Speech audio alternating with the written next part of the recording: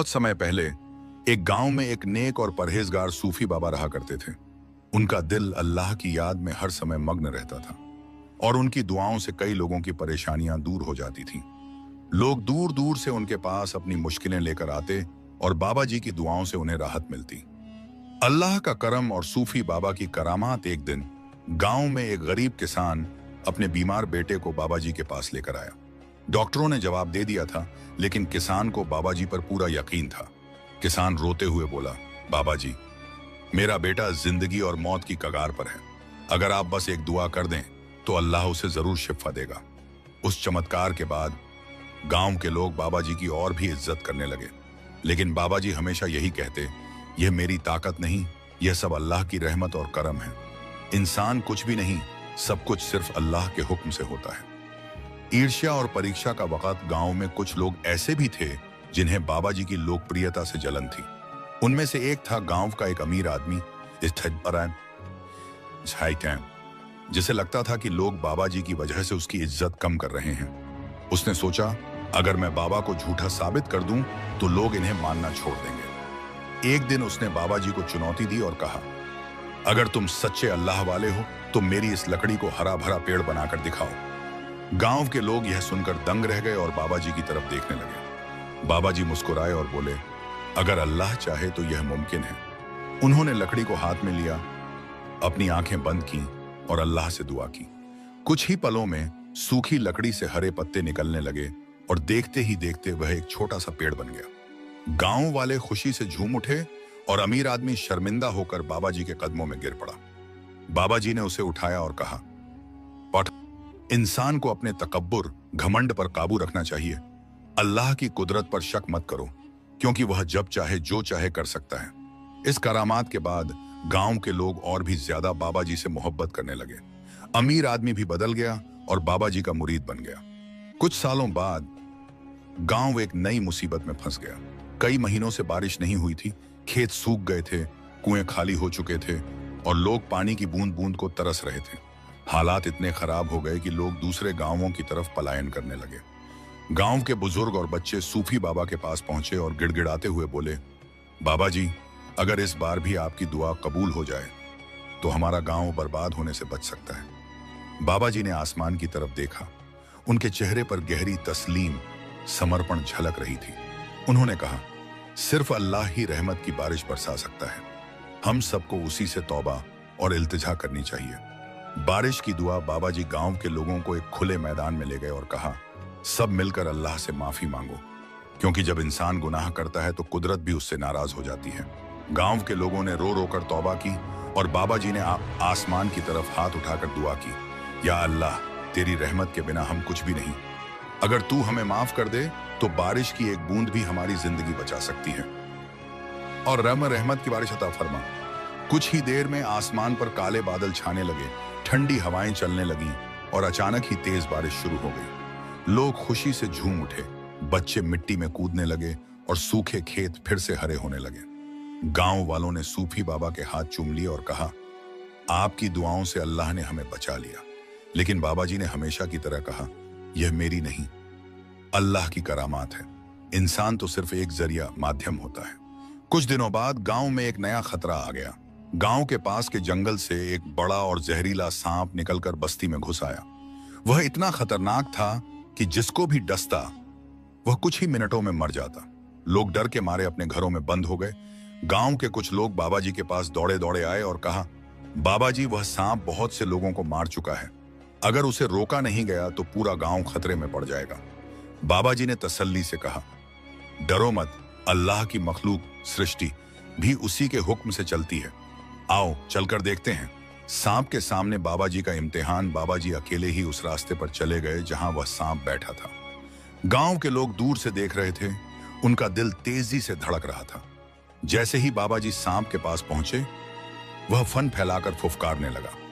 बाबा जी ने अपनी नजरें आसमान की तरफ उठाई और कहा, अगर तू अल्लाह के हुक्म से यहां आया है तो मैं तेरा इम्तिहान नहीं लूंगा, लेकिन अगर तू उसके बंदों को बेवजह तकलीफ दे रहा है तो अल्लाह की कुदरत तुझे रोक देगी।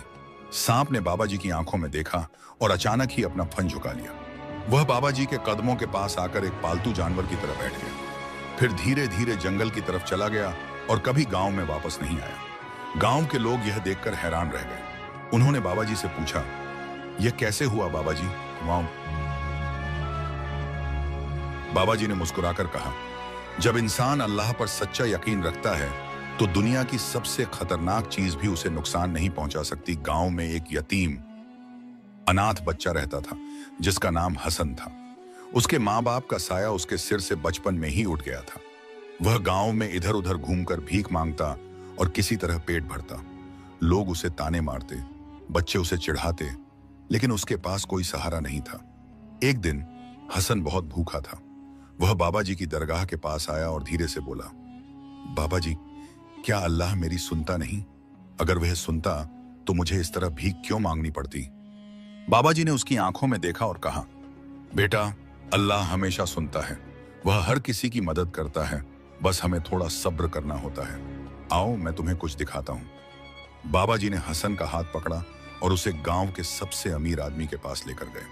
उस आदमी का नाम मीर साहब था, जिनके पास बहुत दौलत थी लेकिन कोई औलाद नहीं थी। बाबा जी ने मीर साहब से कहा, क्या तुम अल्लाह से औलाद की दुआ नहीं मांगते थे? मीर साहब बोले, हाँ बाबा जी, लेकिन अब तो मेरी उम्र भी ज्यादा हो गई है। लगता है कि अल्लाह ने मुझे औलाद देने का इरादा नहीं किया। बाबा जी मुस्कुराए और बोले, अल्लाह के फैसले सबसे बेहतर होते हैं। अगर तुम अल्लाह की मखलूक यतीम हसन को अपनाते हो तो समझो कि अल्लाह ने तुम्हारी दुआ कबूल कर ली। मीर साहब ने हसन की मासूमियत देखी और रो पड़े। उन्होंने उसे गले लगा लिया और कहा, आज से तू मेरा बेटा है। हसन को अब नया घर मिल गया, अच्छे कपड़े, अच्छा खाना और सबसे बढ़कर एक परिवार। कुछ सालों में वह पढ़ लिख कर एक नेक और समझदार इंसान बन गया। एक दिन जब हसन बड़ा हुआ तो वह बाबा जी के पास गया और बोला, बाबा जी, क्या अल्लाह मेरी सुनता नहीं? यह कहना मेरी सबसे बड़ी गलती थी। अल्लाह ने मुझे सब कुछ दे दिया। बाबा जी ने उसे गले लगाया और कहा, याद रखो, अल्लाह कभी अपने बंदों को अकेला नहीं छोड़ता। सब्र करने वालों को वह सबसे ज्यादा इनाम देता है। गांव में सब कुछ ठीक चल रहा था, लेकिन फिर अचानक एक अजीब वाकया पेश आया। गांव के कब्रिस्तान से रात को अजीब अजीब आवाजें आने लगीं। कुछ लोगों ने कहा कि उन्होंने किसी को रोते और मदद के लिए पुकारते हुए सुना है। धीरे धीरे यह खबर पूरे गांव में फैल गई। कुछ बहादुर नौजवानों ने हिम्मत करके रात को कब्रिस्तान जाकर देखने की कोशिश की, लेकिन जैसे ही वे अंदर पहुंचे, उनके शरीर में एक अजीब डर समा गया और वे भाग खड़े हुए। लोग परेशान होकर सूफी बाबा के पास पहुंचे और बोले, बाबा जी, यह कौन सी मुसीबत आ गई है? कब्रिस्तान से रात को आवाजें आती हैं, हमें डर लगने लगा है। बाबा जी ने गहरी सांस ली और कहा, अल्लाह की बनाई हर चीज में कोई हिकमत होती है। आओ, आज रात हम खुद कब्रिस्तान चलेंगे और देखेंगे कि क्या मामला है। सूफी बाबा का कब्रिस्तान जाना। उस रात बाबा जी कुछ लोगों के साथ कब्रिस्तान पहुंचे। चारों तरफ घना अंधेरा था, लेकिन बाबा जी की मौजूदगी से सबको हिम्मत मिल रही थी। जैसे ही वे कब्रों के करीब पहुंचे, अचानक एक धीमी सी कराहने की आवाज सुनाई दी। गांव के लोग डर के मारे कांपने लगे, लेकिन बाबा जी ने कहा, डरो मत, अल्लाह के नाम से हर डर दूर हो जाता है। फिर बाबा जी एक पुरानी कब्र के पास गए, आंखें बंद की और सूरह फातिहा पढ़कर दुआ की। कुछ ही पलों बाद आवाजें आना बंद हो गईं और माहौल फिर से शांत हो गया। रूह की पुकार। कब्र का राजपग खुला। बाबा जी ने लोगों को इशारे से बैठने को कहा और बोले, यह कब्र एक ऐसे शख्स की है जिसने अपनी जिंदगी में बहुत गलतियां की, लेकिन मरते वक्त तौबा भी की थी। अल्लाह उसे सजा दे रहा था, लेकिन वह रहमत की भीख मांग रहा था। लोग हैरान रह गए और पूछा, बाबा जी, हम क्या कर सकते हैं? बाबा जी बोले, उसके लिए दुआ करो, कुरान की तिलावत करो और अपने गुनाहों से तौबा करो। अगर अल्लाह चाहेगा तो उसकी माफी हो जाएगी। गांव के लोगों ने उस रात मिलकर कुरान पढ़ा, गरीबों को खाना खिलाया और अपने गुनाहों की माफी मांगी। कुछ ही दिनों में कब्रिस्तान से आने वाली आवाजें पूरी तरह से बंद हो गईं। कुछ महीनों बाद गांव में अजीब घटनाएं होने लगीं। रात को लोगों के घरों में चीजें अपने आप गिर जाती, कभी किसी के दरवाजे पर अजीब खटखटाहट होती और कुछ लोगों ने तो यह भी कहा कि उन्होंने एक लंबा चौड़ा साया देखा है जो अंधेरे में चलता है। धीरे धीरे यह खौफ पूरे गांव में फैल गया। लोगों ने बाबा जी से आकर कहा, बाबा जी, हम बहुत परेशान हैं, हमें लगता है कि कोई जिन्न या शैतान हमारे गांव में आ गया है। बाबा जी ने तसल्ली से सुना और कहा, डरो मत, अगर तुमने अल्लाह का नाम लिया और सच्चे दिल से ईमान रखा तो कोई भी जिन्न या शैतान तुम्हें नुकसान नहीं पहुंचा सकता। गांव में जिन्न की दस्तक। एक रात जब बाबा जी अपनी इबादत में मशगूल थे, तभी अचानक हवा तेज हो गई। पेड़ जोर जोर से हिलने लगे और एक भारी भरकम आवाज गूंजने लगी, ए फकीर, तू मेरे रास्ते में मत आ, वरना मैं तुझे भी तबाह कर दूंगा।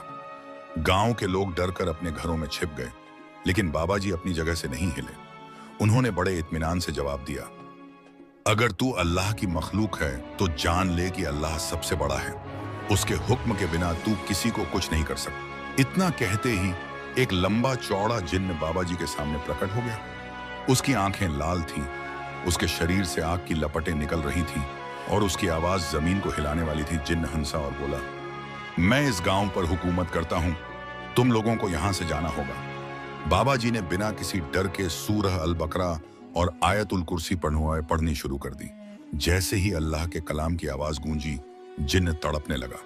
वह अपने कानों को हाथ से ढकने लगा। बाबा जी ने कहा, पर गिर पड़ा, अगर तू इस जगह से चला जाए और दोबारा किसी इंसान को तकलीफ ना दे तो तुझे कोई नुकसान नहीं होगा।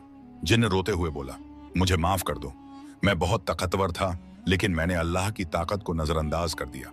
अब मैं इस गांव को हमेशा के लिए छोड़कर जा रहा हूं। इतना कहकर वह देखते ही देखते हवा में गायब हो गया। गांव में अमन और चैन। उस रात के बाद गांव में कभी किसी ने कोई अजीब चीज नहीं देखी। लोग बाबा जी के पास आए और शुक्रिया अदा किया। बाबा जी ने कहा, याद रखो, अगर तुम अल्लाह के करीब रहोगे और उसके बताए हुए रास्ते पर चलोगे तो कोई भी जिन्न, शैतान या बुरी ताकत तुम्हें नुकसान नहीं पहुंचा सकती। जिन्न की हार के बाद गांव में कुछ समय तक अमन और शांति रही, लेकिन फिर अचानक अजीब घटनाएं होने लगी। लोगों के घरों में बीमारियां फैलने लगी, खेती सूखने लगी और कई लोगों को बुरे ख्वाब आने लगे। कुछ औरतों ने बताया कि वे रात को किसी साये को अपने घरों में घूमते हुए देखती हैं। गांव में एक औरत थी, अम्मा जैनब कहते थे। वह बहुत नेक दिल थी और सबकी मदद करती थी, लेकिन अचानक वह बहुत बीमार पड़ गई। उसका शरीर सूखने लगा और वह रात भर दर्द से कराहती रहती। जब उसे डॉक्टर के पास ले जाया गया तो किसी भी दवा का असर नहीं हुआ। लोगों ने बाबा जी से आकर कहा, बाबा जी, ये क्या हो रहा है? क्या ये कोई नई आफत है? बाबा जी ने कुछ देर सोचा और बोले, ये कोई आम बीमारी नहीं लगती, हमें अम्मा जैनब के घर चलकर देखना होगा। काले जादू का राज खुला। जब बाबा जी अम्मा जैनब के घर पहुंचे तो उन कुछ अजीब चीजें रखी हुई थीं। काले धागों में बंधे पुतले, मिट्टी के छोटे छोटे घड़े जिन पर अजीब निशान बने हुए थे, और एक कोने में राख जैसी कोई चीज फैली हुई थी। बाबा जी ने आंखें बंद की और कुछ आयतें पढ़ी। अचानक हवा तेज हो गई और एक अजीब सी बदबू पूरे घर में फैल गई। बाबा जी ने समझ लिया कि यह काले जादू का असर है। उन्होंने सबको घर से बाहर भेजा और खुद कुरानी आयतें पढ़कर उन सभी चीजों को जलाने लगे। जैसे ही वह जलने लगी, अम्मा जैनब जोर से चीखीं और फिर अचानक चुप हो गईं। कुछ ही पलों में उनका चेहरा रोशन हो गया और उन्होंने आंखें खोल लीं। जादूगर का पर्दाफाश। बाबा जी ने गांव वालों से कहा, यह किसी अपने की ही हरकत है, कोई तुम लोगों को तकलीफ देना चाहता है। कुछ दिन बाद पता चला कि गांव के ही एक जलने वाले आदमी ने, जो अम्मा जैनब की नेकी से जलता था, एक जादूगर से मिलकर उन पर काला जादू करवाया था। जब वह जादूगर पकड़ा गया तो उसने कबूल किया कि उसने पैसों के लालच में ऐसा किया था। बाबा जी ने गांव वालों से कहा, याद रखो, जादू एक बहुत बड़ा गुनाह है। जो लोग इसे करते हैं वे अल्लाह की नाराजगी मोल लेते हैं, लेकिन अल्लाह का कलाम हर बुरी ताकत से ज्यादा मजबूत है। अगर तुम 5 वक्त की नमाज पढ़ोगे, आयतुल कुर्सी और सूरह फलक व सूरह नास का वजीफा करोगे तो कोई भी जादू तुम्हें नुकसान नहीं पहुंचा सकता। गांव में खुशहाली लौट आई। उस दिन के बाद कुरान बई की साइड गांव में फिर से बरकत आने लगी। लोग अल्लाह का ज्यादा जिक्र करने लगे, कुरान की तिलावत करने लगे और कभी किसी तांत्रिक या जादूगर के पास नहीं गए। गांव में अब अमन और सुकून था। लोग पहले से ज्यादा अल्लाह की इबादत करने लगे थे।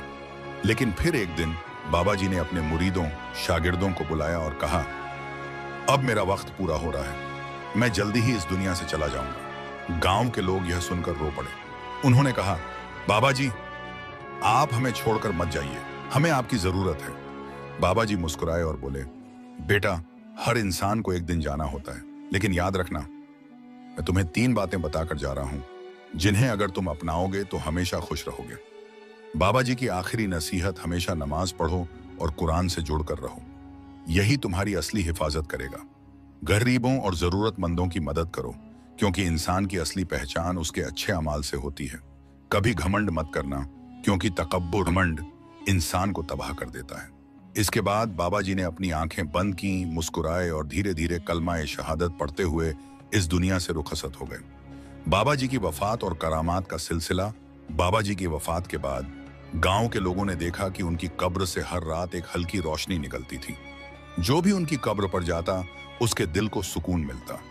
गांव वाले कहते हैं कि आज भी अगर कोई सच्चे दिल से बाबा जी की दरगाह पर जाकर अल्लाह से दुआ मांगता है तो उसकी मुश्किलें हल हो जाती हैं। बाबा जी की वफात के बाद भी उनकी दरगाह पर अजीबो गरीब वाकयात होते रहे। जो भी सच्चे दिल से उनकी मजार पर आता और अल्लाह से दुआ करता उसकी मुश्किलें हल हो जाती।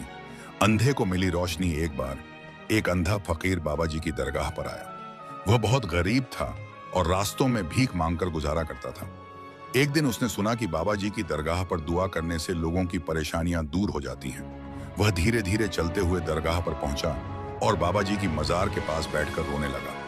उसने दिल से दुआ की, या अल्लाह, अगर यह तेरे वली नेक बंदे हैं तो उनकी बरकत से मेरी रोशनी वापस दे दे। कुछ देर बाद जब उसने अपने चेहरे पर हाथ फेरा तो अचानक उसकी आंखों में एक तेज चमक महसूस हुई। उसने अपनी आंखें खोलीं और देखा कि वह देख सकता है। वह खुशी से झूम उठा और अल्लाह का शुक्र अदा करने लगा। सूखा पड़ा गांव और बारिश की रहमत। एक साल गांव में बहुत बड़ा सूखा पड़ गया। लोग परेशान हो गए और किसी को कोई हल नहीं दिख रहा था। तभी गांव के बुजुर्गों ने कहा, बाबा जी की दरगाह पर जाकर दुआ करते हैं। गांव के सभी लोग इकट्ठा हुए, मजार के पास गए और अल्लाह से बारिश की दुआ की। जैसे ही उन्होंने दुआ खत्म की, आसमान पर काले बादल छा गए और जोरदार बारिश होने लगी। लोगों ने अल्लाह का शुक्र अदा किया और कहा, बाबा जी की बरकत अब भी हमारे साथ है। बीमार बच्चा और शिफा। एक औरत अपने बीमार बेटे को लेकर बाबा जी की दरगाह पर आई। बच्चे को बहुत तेज बुखार था और डॉक्टरों ने जवाब दे दिया था। वह मां रोते हुए मजार के पास बैठी और बोली, या अल्लाह, अपने वली की बरकत से मेरे बेटे को शिफा दे दे। कुछ ही देर में बच्चे का बुखार उतर गया और वह खेलने लगा। मां की आंखों में आंसू थे, लेकिन इस बार यह खुशी के आंसू थे। बाबा जी की करामात कभी नहीं रुकी। बाबा जी चले गए, लेकिन उनकी करामात और बरकतें आज भी लोगों के साथ हैं। उनकी नसीहतें लोगों की जिंदगियों को रोशन करती हैं और उनकी दरगाह पर आने वाले हर इंसान को सुकून मिलता है। बाबा जी के दुनिया से जाने के बाद भी उनके मुरीद और चाहने वाले अक्सर महसूस करते कि उनकी रूहानी मौजूदगी अब भी गांव में है। कई लोगों ने बताया कि जब वे किसी मुश्किल में होते तो उन्हें बाबा जी का ख्वाब में दीदार होता और हल मिल जाता। एक गरीब आदमी का इम्तिहान। गांव में एक आदमी था जिसका नाम अहमद था। वह बहुत गरीब था और उसकी हालत बहुत खराब थी। एक रात उसने ख्वाब में बाबा जी को देखा। बाबा जी ने उससे कहा कि सब्र करो, तुम्हारी मुश्किल जल्द हल होगी, लेकिन याद रखना, किसी का हक मत मारना और हमेशा सच का साथ देना। अगली सुबह अहमद को रास्ते में एक थैली मिली जिसमें सोने के सिक्के थे। पहले तो वह बहुत खुश हुआ, लेकिन फिर उसे बाबा जी की नसीहत याद आई। उसने गांव के बुजुर्गों को इकट्ठा किया और ऐलान किया कि जिसे यह थैली मिली हो वह आकर ले जाए। थोड़ी देर बाद एक व्यापारी आया और रोते हुए बोला, यह मेरी अमानत थी जो मैं रास्ते में गिरा बैठा था। उस व्यापारी ने अहमद को इनाम देना चाहा, लेकिन अहमद ने लेने से इनकार कर दिया। व्यापारी बहुत खुश हुआ और कहा, तुम्हारी ईमानदारी देखकर मैं तुम्हें अपने कारोबार में नौकरी देता हूं। इस तरह बाबा जी की एक नसीहत ने अहमद की जिंदगी बदल दी। चोरी करने आए, लेकिन तौबा कर ली। एक दिन कुछ चोरों ने बाबा जी की दरगाह पर चोरी करने का इरादा किया। वे रात के अंधेरे में दरगाह के अंदर घुसे, लेकिन जैसे ही उन्होंने चढ़ावा उठाने की कोशिश की, उनकी आंखों के सामने अंधेरा छा गया और वे कुछ देख नहीं सके।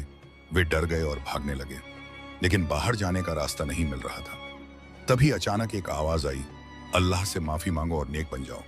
चोरों ने वहीं सजदा कर लिया और रो रो कर तौबा करने लगे। अगले दिन वे गांव के लोगों के सामने आए और सबके सामने ऐलान किया कि अब वे अपनी जिंदगी नेक राह पर बिताएंगे। बारिश के लिए फिर हुई दुआ। कई साल बाद गांव में फिर से सूखा पड़ गया। लोग परेशान हो गए और सब बाबा जी की दरगाह पर इकट्ठा हुए। वहां के बुजुर्गों ने कहा, बाबा जी की दरगाह पर हमेशा बरकत रही है, चलो मिलकर दुआ करते हैं। गांव के लोगों ने मिलकर दुआ की और देखते ही देखते आसमान में बादल छा गए। कुछ ही देर में तेज बारिश शुरू हो गई और गांव वालों ने अल्लाह का शुक्र अदा किया। बाबा जी की बरकतें कयामत तक रहेंगी। बाबा जी की करामात और उनकी सिखाई हुई बातें आज भी लोगों के दिलों में जिंदा हैं। उनकी दरगाह पर जाने वाले हर इंसान को सुकून मिलता है और अल्लाह की रहमत बरसती है। कई साल बीत चुके थे। बाबा जी की करामातें लोगों के दिलों में जिंदा थीं। लेकिन फिर एक दिन गांव में एक बहुत बड़ा इम्तिहान आ गया। गांव पर एक जालिम हाकिम शासक की नजर पड़ गई, जिसने ऐलान किया कि अब यह गांव उसकी हुकूमत के अधीन होगा। उसने कहा, अब से इस गांव के लोगों को हमसे टैक्स देना होगा, वरना इन्हें गांव छोड़ना पड़ेगा। लोग बहुत परेशान हो गए। उन्होंने बाबा जी की दरगाह पर जाकर रोते हुए दुआ की, या अल्लाह, हमें इस जुल्म से बचा। रूहानी मदद और अल्लाह की कुदरत। उसी रात गांव के सबसे बुजुर्ग आदमी को एक ख्वाब आया। उसने ख्वाब में बाबा जी को देखा, जो मुस्कुरा रहे थे और कह रहे थे, डरो मत, अल्लाह की मदद करीब है। सुबह होते ही हाकिम के दरबार में जाना और सच के साथ खड़े रहना। सुबह हुई और गांव के लोग हाकिम के महल के पास पहुंचे। जैसे ही हाकिम बाहर आया, अचानक आंधी चलने लगी। आसमान में काले बादल घिराए और हर तरफ धूल ही धूल फैल गई। हाकिम का घोड़ा बेकाबू हो गया और वह जमीन पर गिर पड़ा। वह डर के मारे कांपने लगा और बोला, यह क्या हो रहा है? गांव के बुजुर्ग ने कहा, अगर तू अल्लाह के नेक बंदों को सताएगा तो अल्लाह तुझसे जरूर बदला लेगा। हाकिम डर गया और बोला, मुझे माफ कर दो, मैं इस गांव को अब कभी परेशान नहीं करूंगा। आंधी थम गई और गांव के लोगों ने सुकून की सांस ली। उन्होंने बाबा जी की दरगाह पर जाकर शुक्राना अदा किया। गांव में अब फिर से अमन आ गया था। लोगों ने एक बार फिर बाबा जी की नसीहतों को याद किया। हमेशा हक और सच का साथ दो, चाहे हालात कैसे भी हों। अगर तुम अल्लाह पर यकीन रखोगे तो कोई भी ताकत तुम्हें नहीं हरा सकती।